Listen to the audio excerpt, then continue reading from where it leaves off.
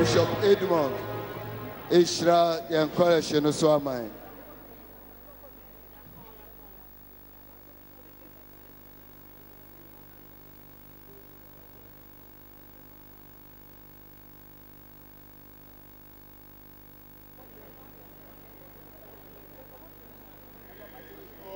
Lord, to thee we raise this our sacrifice of praise. Uchedi ampa Nyankopon yeda wase. Ade nyina ya wodia. Na wopem na wodi man. Chantu boya agigi shiraso. Oh, hima Afia Kobi demo shiraso. Yes, Serwaa manitrabia pa ewa wonchen. Nini ye nyina dadi. Dia woni nyina fi na kumam no woye. Nti yeso ya wale shemu se ye ogidie se heaven there no curve no bend straight or ba wonchen. We ni yes ni ebisa Erifa odoba Jesus Christ. So, Mama, agidie for nyina say amen. Amen. Bishop Yadawasi. Pamcho momi entrance. Afei intercessory prayers yabama yen abusiafo Asantehemaa prayer for peace, stability and progress of Mother Ghana. Yebedika Fre Right Reverend Gabriel Anoche, Catholic Bishop of Kumasi. Na obedi anim ya bompaye ama yanana Asantehene na dehia ene yede nyame ase emra wafre yanana Asantehemaa se o mehumi. Bishop Gabriel.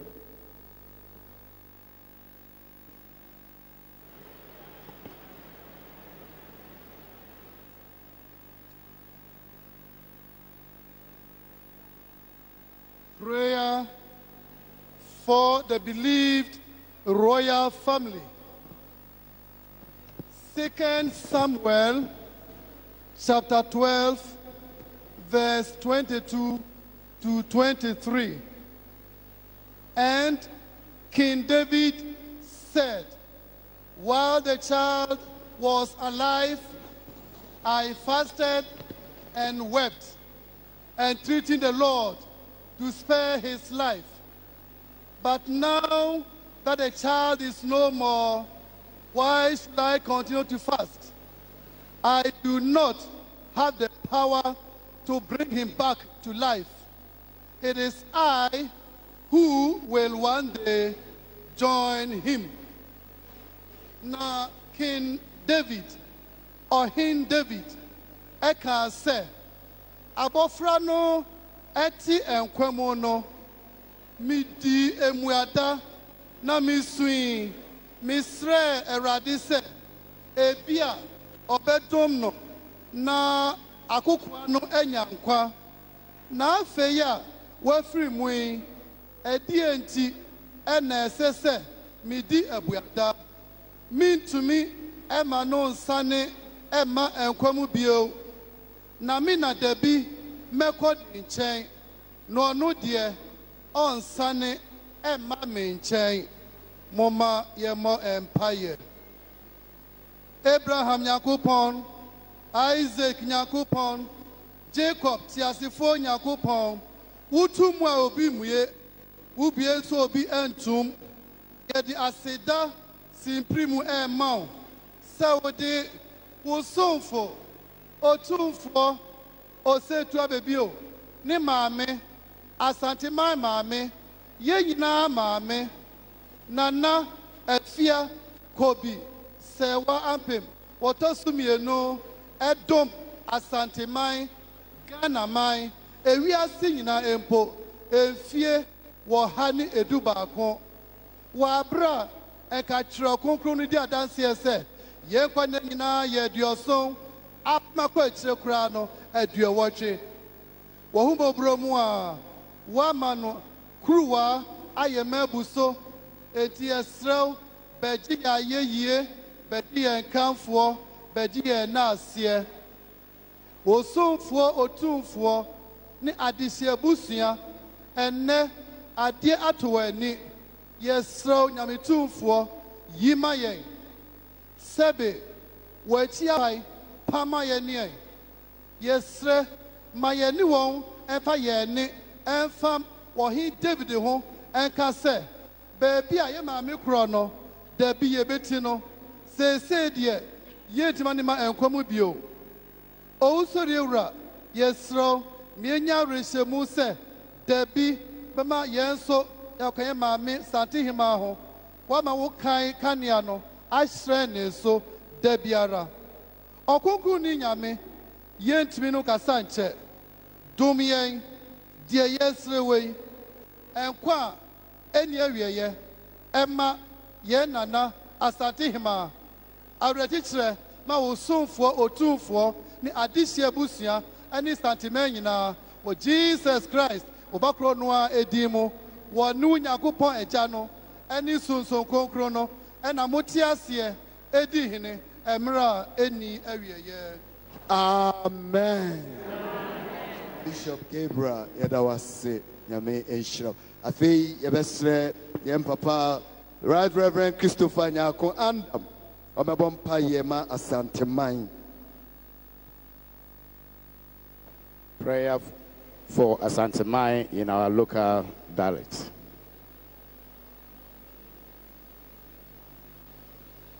Tete nyame a waye nyame efri tete na besi ne woye nyame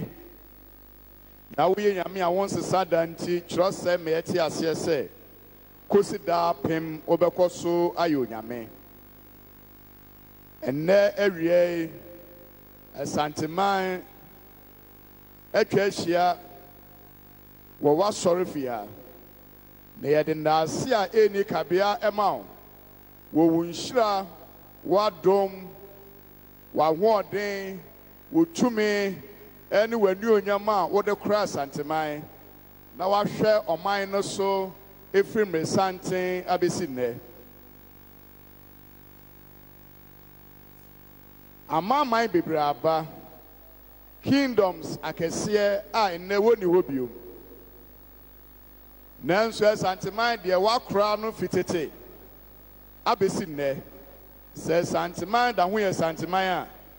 na eyewo asafo awurade na waye ne e kan se asedanka wodin da ye da wase ye yiwaye ye tontomo nea wode wo man eye mra ye da wase Asantehemaa ho ye koso bom pa etu Asantehemaa hye wonsa se wo a wona madom so ekra man no wo be koso ekra wo man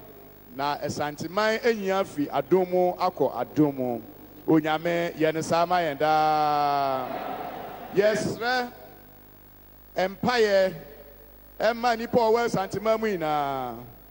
wona wonye santefo a wote oman mu mpo manhira ne binka won Asantefo a woni Asantehemaa mu sese o akwantuom ye bom paima se nea o bia ma wonhira wo de so oman ne so no ebi enka won yenra yesro ye ne sama yenda ye bom paima Asantehemaa na ye ka yenra nea wawa pa mu asan na yi na ma so meda Asantehemaa no yenra Otumfour Osei Tutu otosumienu na ahema a wo de na ka ne ho won ahemfo ahodo a ye ka ho se nyame kosora ma wodom ma ahoden ma wakwankyere na watuma didwuma e de asome Asantehemaa ma Asantehemaa akonanim yesraw ye ne sama yenda ye koso bom pa ye ma wakoa o wo na wo pa mu e na wuyi na wusiesie na wo de ye na no ka kire Jeremiah se wo ye moja choda ma me ye mpo na minimum efise na masiesie se wo baba be ye nkomhyefo ye nim se won hyehyɛ mu no wonim se wakoa Otumfour Osei Tutu otosumienu odan ma me ye mu na wasiesie no na ama obeba be ye ohenkese ahwa wo man so niema ina didasie se wo ena wayi no ena wo ka no ho na wodi ne didwuma nyame wakoa ne nkwa na wɔden ne tumi ne dwumadie nti asedanka odin daa na ne yɛsrɛ ne sɛ kɔso adom no mo ahoɔden mmra ne so ma ɔsoro nyansa mmra ne so nea naa no wode dom Solomon modi bu Israel man no kɔso afa ne mpɛmpɛ so saa fɛ dom no mmere biara wako abɛtena ase sɛ ɔdwene Asantehemaa ho no nyame ho kronkron srɛ sɛ bra ne nkyɛn bɛkyerɛkyerɛ ne kwan bɛdanedane no wama yɛate aseɛ sɛ ɔhene akoma da wo nsam na wodanedane no sɛnea wo Awurade wopɛ teɛ nyame ma ɛmma sɛ mmere biara wako abɛsɔre sɛ ɔdi dwuma bi no na wahoɔden ɛne ne kɔ yɛsrɛ yɛne saa ma yɛn daa yɛbɔ mpayɛ ɛma n'ahoɔden nipadua wo na woyɛɛyɛ sɛ wunu n'ahoɔden mu foforɔ bɛgyina n'ahoɔden mu sa mmere biara baa sɛ na wako a Moses wɔnyɛ di mfirihyia bɛyɛ aduɔwɔtwe no wunu n'ahoɔden mu ma n'ahoɔden bɛyɛ sɛ obi a wadi mfe aduonu ɛnti yɛde ne nipadua nyinaa so hyɛ wo nsa fi ne tiri so kosi ne nan ase ma adome nnom na ebenu n'ahoɔden mu foforɔ na watumi agyina adi dwuma ɛde asom wo man na wo man akɔ so ara anyia fi adom mu akɔ adom mu yɛsrɛ ne sɛ ne ɛbɛyɛ ɔhaw ama Asantehemaa ne ɛbɛyɛ ntotoyɛ ama Asantehemaa ne ɛbɛyɛ sakasakayɛ ama Asantehemaa Yesu Kristo wo a wofi Nazaret din mu yɛbɔ mpae sɛ yifiri hɔ ma yɛn na ma ne ɛyɛ nhyira ne ɛyɛ asomdwie nea ɛyɛ ɔdɔ ɛna ɛmmra kɔso ara pagya Asantehemaa na krɔn wo man yi krɔn ɔhenkɛseɛ yi ɔne ne hema ɛne ahemfo a wɔsom wɔn ɛde som Asantehemaa nyinaa yɛbɔ mpaeɛ sɛ ɛyɛ ahwɛ n'abusua ne mma ne nananom ɛne wɔn a wɔka ne ho nyinaa ɛso yɛbɔ mpaeɛ biom yɛnimafo ne Awurade sɛ ma ɛmmra ne sɛ mmere biara wɔbɛbɔ Asantehemaa din no na abɛyɛ ɔkra bɛhwɛ man a wofi akyi ne ano ɛbɛhwɛ na wɔbɛsua ma wo nhyira ɛnyɛ kɛseɛ ma yɛn ma wadom ɛnyɛ kɛseɛ ma yɛn ma Asantehemaa enyi ɛnkɔ kan yɛsrɛ wei wagya ɔba ne ho kronkron din mu amen amen yɛkyerɛtoɔ yɛabɔ Asantehemaa ti so mpaeɛ afei yɛn sɔfo panin Reverend Dr. Kofi Amfo Akono, Presbyterian Church, our Asantehemaa no ene yɛn bɛbɔ mpaeɛ apagya ɔman Ghana akonyamiani. Now let us pray for our nation and its rulers. First, bringing before our minds the vision of the city of God coming down out of heaven,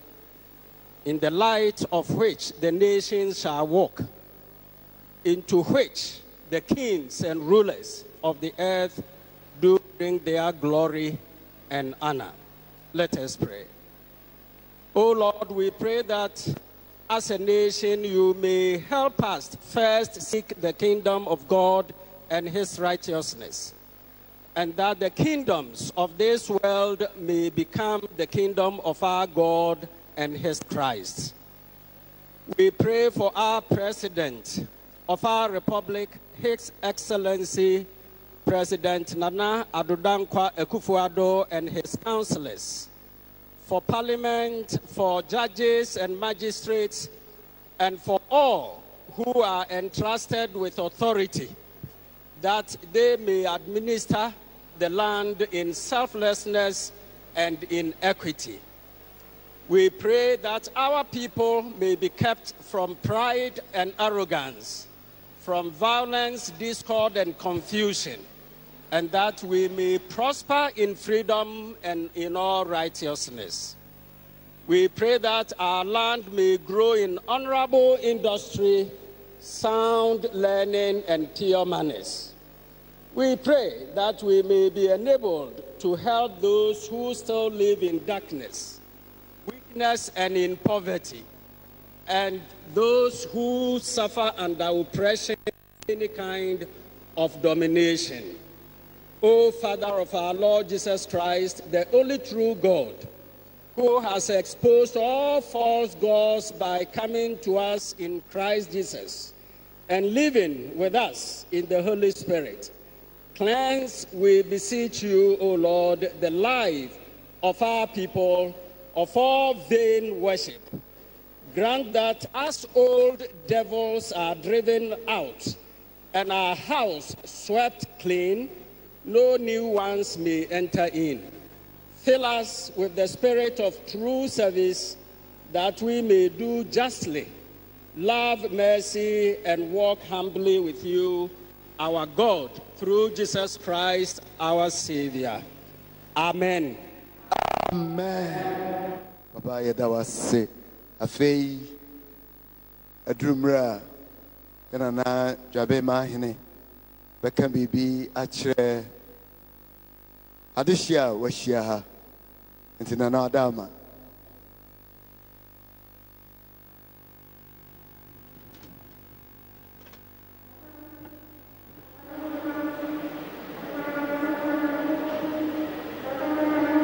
and also a Council of State chairman Onua Dayano.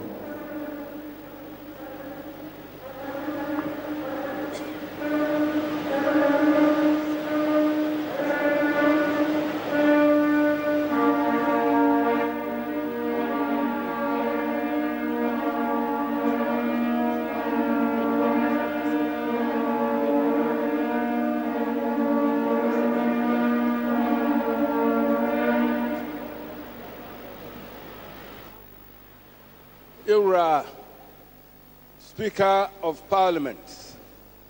Nota Michael Quay, Hukani, Uriah Michael Quay. First Deputy Speaker, Ura Joe Osewusu. Second Deputy Speaker, Ura Abambabin. Members of Council of State for Amoha, Regional Minister, Metropolitan Chief Executives, Ananum. Minya ma ni mema mohyem ha mbegina ha anya metumi miwura minua pani Otumfour Osei Tutu no wawe sansem kakra bi ahema no se mimfa amatudwa na sem ne se Afia twemu 2016 osumi duba ko no edi daruda 9 14th November ena onyame oye na dom afre yenya ya maame na Afia Kobi Serwaa Ampem mfutintin a yenyina yenum ano ono a owo ahene afre no se omeka no ho ewo nsie do efri sabre no afi ene ba bosumenie abapem sene no munya ne muda munna afropata abiara suman bibia ebeba bia boka no ho na titiro ode seda kase ama twedi amponyankopon sa afi ode bosupa atogu Asantehemaa so o ma yente atikaboni bia wo aye efri na otwida efri dotiye efri ayipa efri ninyina mu free achirichiri benche abedum no esano nyame akwa obia ne nkode tabaso yenti atikaboni bia se nyankopon homobrosi a nka yenya ne sa ti Otumfour Osei memfa asada dikan ama twedua mpon de hu kra ne se nano ya wada nsuo totwa Asantehemaa nya ho chiai oja manhia atum ya sorry ye ana ori manhia de ebreye obi ka say mo achichere nye achichere achichere a kire se onyankopon odo Otumfour odo Asantehemaa dane hwan ni say achichere nyankopon so wontonsuo na mom onim say oto a ebesa nyama kakra nti ode cheyen nti aseda kase na de nyankopon ode afa na sofo so mpa ya mabo na soro dem mabo no mosque nkramofo asuye ni nyina aka ho ana ayi kase sei yanti boni ba kokra anya se ka bia nyankwanhia anya se dipa e baa no obi akoto ana se sei ana se sei nyame ehu ase esun da bia na anu efri ho a abra aye no sabe e maame onya ne ba bi koye no na kabe na otwemiensa ama ya to aba na politicians startup na koko aso e campaign mu anso wo nyina ya adwense sɛdeɛ otumfoɔ bibia to nani ɛne sɛdeɛ yɛde anmonyam ɛne ɛdɔ ɛne pepa ɛma yɛ maame no campaign kura yɛnyɛ bi Kumasi ha ampa awɔhwemiensa ɛkɔto aba paa Kumasi yɛde din obiara mɔtwenim campaign ɛhɔ ɛna mekae sɛ ɔdoma nkɔmɔ akyerɛ ma ɔse asuo twa kwan ɛkwa so twa asuo panin ne hwan yɛbɔ kwan ɛkɔto asuo politicians wɔn bae ɛbɛto akonnwa de firi tititititi enti sɛ moyɛ saa na mokyerɛ sɛ politicians monim amanneɛ na sɛbe ahenni deɛ ɛwɔ hɔ ansa na moba na nyame boɔ nso a ɛbɛwɔ hɔ akɔpem sɛ wiase bɛkɔ na wieɛ na tamo a yɛ maame ka mu no na yɛwura mahama na na ɛdi aban ɔbae ɛbɛboa ɛdi na ɔtwe da ansa na yɛbɛyɛ yie no na nsakare aba na yɛwura Kufuado na aba ɔno sabre no kɔ yɛbɛyɛ dɔteyie no na ɔhyehyɛ daba nwie nso ogyae bibiara hɔ ɛbɛdi ha bɛ nansa ɛne yɛbɛn ɛyɛ bibiara fɛfɛɛfɛ ɛhyɛ bɔ sɛ eduru ebrɛ no a ɔbɛsan aba abɛboae ampa na no ayɛ dɔteyie adwada ɔhyɛ de batar kakra na mom na suba bia mom abɛhwɛ sɛ de otumfoɔ tran yɛwada sɛ de ayɔkofoɔ de wo no nti ofiri akɔben ɛne ɛbɛgyamyɛn ampa amanpanin dada nso ɔnso ɔmnya bae ɔmampanin kofoɔ bae ɔmampanin Rollins bae ɔmampanin Mahama ɛbae ɛkyerɛ sɛ ɛmaame no ɔyɛ maame ma obiara ɛnyɛ MPP ɛnyɛ NDC obiara ɛyɛ ne ba ɔbaatampa a ɔwɔ kwansankɛse a obiara ɛnum ano ɛnum firi hɔ woyi ɔmampanimfoɔ firi hɔ a yɛn ma mmara hyɛ badwafoɔ Speaker of Parliament ɛnera anadwo dumienu na ɔbɛduru nkran na ɔsɛ bi ɔkɔda a ahwɛ anam bɛfa no nti anadwo na ɔtoa so bɛduru ha bɛyɛ nɔnan akɔa na ɔbɛhohoro n'anim ɛna ɔyɛ sɛ sɛdeɛ adeɛ no baeɛ na ɔni ha no deɛ tie biara nɛ ɛsɛ ɔba nti wohwɛ a n'anim koraa sɛ ato si nkakra nso ɔbɔ mmɔden aba ɛbɛboa ɛne yɛasom ɛde a ɔnso ɔkyerɛ sɛ ɔka ho bi anyɛ hwɛ koraa ne yere ɛyɛ de hyɛ ɔno mu nso ɛyɛ Asantehene mmienu ne mmiɛnsa so nyinaa nti owura speaker yɛde wase ayi dɔteyie no wɔne members of parliament nyinaa bae ɛne legislative of the house ɛno firi hɔ a judiciary foɔ nso abɛboa yɛn chief justice ne nkurɔfoɔ mba dɔteyie asa aba ne bio ɛna titiriw koraa ne the fifth estate of the realm kowa kratafoɔ ɛyɛ press mo aboa yɛn paa wode mo afa mo nsɛm ankɔ ho moka no french mo anyɛ enlargement biara wokɔka sɛ sɛbe obi ayera ɛwɔ kurofuro mu a ɛnka yie no koraa anka bɛsɛe ɛnso wotena ase ɛka biribiara sɛdeɛ ɛsiteɛ afei koraa ɛduru ayie no berɛ so no ɛfiri anɔpa ɛkɔpema anwummerɛ nyinaa mohwɛ yɛyɛyɛ ɛnɛ koraa deɛ meka sɛ ɛkɔ so ara no no afei nano de obi ka kyerɛ m sɛ o nana ayie deɛ ka monyɛ 1 week nka ho ɛfiri hɔ a TV so ɛnyɛ fɛ bio ayie na ma TV so yɛ fɛ nam sɛ na mo de ka da bia ne ka yɛ yie mo aboa yɛn ama manfoɔ ahu yamaneɛ sɛdeɛ yɛsi ɛyɛ ayie ɛfa ɛnyɛ pa nanso ɛba a amane ɛwɔ mu biara no ɛsi ɛyɛ na obiara nso ne deɛ ɛwɔ mu na meka no magya sɛbesɛbe yɛ mmeranteɛ ne mmabaawa a mowɔ ha mowɔ Asantehemaa mu ha mowɔ Kumasi mu ha asɛm biara otumfoɔ yɛka yɛfɛ yɛhu biara modi so ma ɛyɛ fɛ ɛyɛ nimonyam ɛma yɛn tam a yɛka sɛ dɔteyie no da bi sɛbe obiara emie store apolisifoɔ ankɔ guard asogyafoɔ ankɔ guard obiara emie store yɛka sɛ ɛbɛyɛ yie a ɛbɔ nɔnso a obiara nka dɛm apolisifoɔ ankɔ guard sogyafoɔ ankɔ guard obiara nso ka dɛm nansa ne yɛ sɛ yɛde akonnwa kɔwɛ mpe ma obiara mpie ampa obi ampie nti obi busa me sɛ adɛn na sogyafoɔ di aban ɛyɛ kafia ne nkɔfoɔ bu so na afei deɛ ɔhen deɛ ɔyɛ kafia obiara di so nam say ahentumi nko na bantumi nso enko ahentumi de hoda yemra ma ne mema mo aboa yen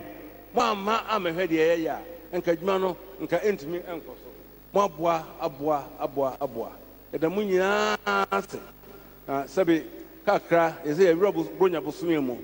ade kakra na ye kwafe fofrom Otumfour ogina man o de fami so say obon bia afinhyiapa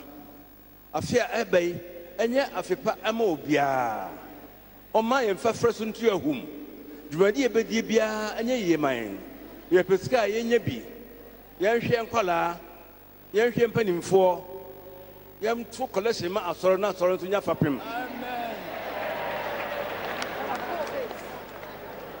na asoro ntu mompa ye man na ntu se bibi mra ebotom ye mfa so asore amen ti Otumfour se odamase pi odumunia da ade chi kokroko a na seda ana ode mamo medamase pi Amen. Chairman of Council of State, Nana Asantehemaa, that was it.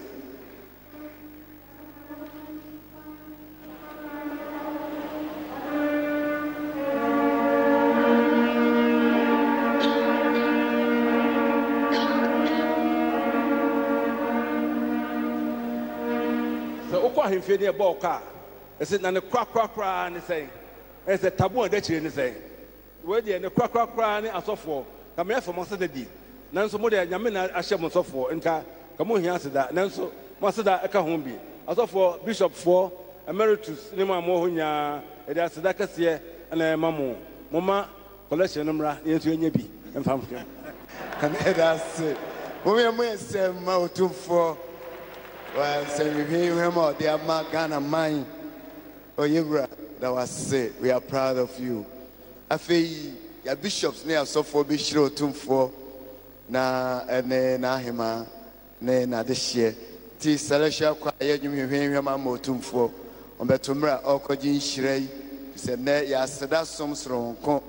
enti Archbishop na so for a bishop.